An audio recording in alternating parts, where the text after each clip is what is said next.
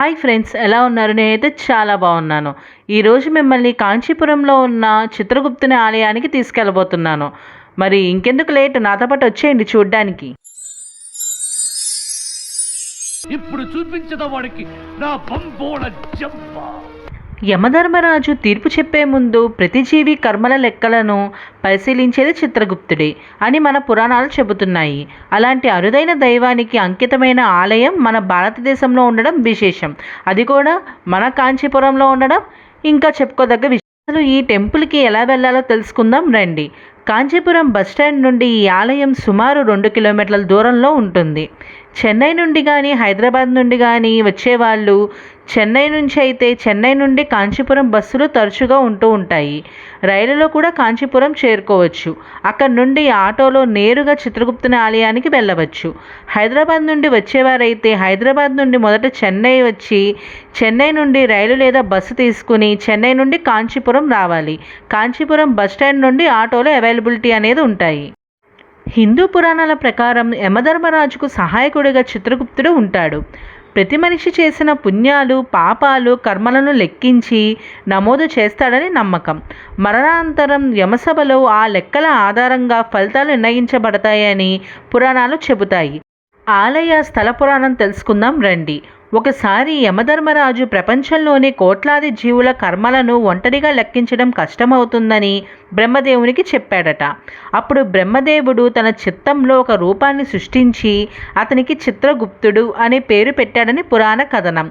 చిత్రం అంటే రహస్యమైన లేదా సూక్ష్మమైన అని, గుప్త అంటే దాచబడినది అని. అందువల్ల ప్రతి జీవి కర్మల రహస్య లెక్కలను సంరక్షించే దేవతగా ఆయన ప్రసిద్ధి చెందాడు. పాపాలన్నీ లెక్కేసావే. ఆలయ విశేషాలు తెలుసుకుందాం రండి. చిత్రగుప్తుడు చేతిలో పుస్తకం మరియు కలం పట్టుకుని దర్శనమిస్తాడు. యమధర్మరాజుతో సంబంధం ఉన్న దేవతగా పూజలు జరుగుతాయి. కేతుగ్రహ దోష నివారణ కోసం చాలామంది ఈ ఆలయాన్ని దర్శిస్తారు. చైత్రమాసంలో జరిగే చిత్ర పౌర్ణమి సందర్భంగా ప్రత్యేక ఉత్సవాలు నిర్వహిస్తారు. ఉద్యోగం, విద్య, లెక్కలు, అకౌంటింగ్ రంగాల్లో ఉన్నవారు ప్రత్యేకంగా దర్శించుకుంటారు. ఈ ఆలయంలో నేను గమనించింది ఏంటంటే, చిత్రగుప్తుడి ఆలయం వెనకాల ఒక పెద్ద హాల్ లాగా ఉంటుంది. ఆ హాల్లో చిత్రగుప్తుడి విగ్రహం దగ్గర ఒక దీపం వెలిగించి ఉంటుంది. దాని చుట్టూరా చిన్న చిన్న దీపాలు అనేవి ఉన్నాయి. ఏంటి ఈ దీపాలు అని కనుక్కుంటే అది కేతుగ్రహానికి సంబంధించిన దీపాలు వాళ్ళు వెలిగిస్తున్నారని చెప్పారు. కానీ ఆ దీపాలు మనం వెలిగించట్లేదు. దాంట్లో ఆల్రెడీ వాళ్ళు వెలిగించేసి ఉన్న దీపంలో మనం నూనె పోస్తాం అంతే. ఈ నూనె అనేది ఆ టెంపుల్ బయటే కొన్ని షాపులు ఉన్నాయి. ఆ షాపుల్లో దొరుకుతుంది. ఇష్టమైన వాళ్ళు నూనె తీసుకుని పోయొచ్చు. కానీ నాకు ఎందుకో అది మొత్తం కూడా కమర్షియల్గా అనిపించింది. అందుకే నేను తీసుకుని పోయలేదు. ఈ ఆలయానికి వెళ్తున్నప్పుడు నాకు స్కూల్ పిల్లలు ఎదురయ్యారు, ఆడపిల్లలు.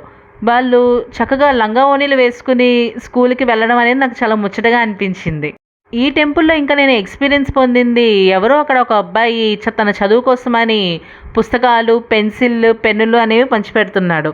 అనుకోకుండా నాకు కూడా ఇవ్వడం జరిగింది. అది నాకు ఒక దేవుడి ప్రసాదంలాగా అనిపించింది.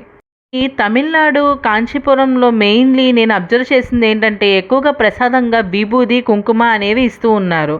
అవి కాకుండా ఇంకా ఈ ఆలయంలో సాధారణంగా లడ్డు, పులిహోర, చక్ర పొంగలి ఇలాంటివి కూడా ఇస్తూ ఉంటారని తెలుసుకున్నాను. కాంచీపురం వెళ్ళే అవకాశం వస్తే తప్పకుండా ఈ ఆలయాన్ని దర్శించి ఆ చిత్రగుప్త స్వామి ఆశీస్సులు పొందండి.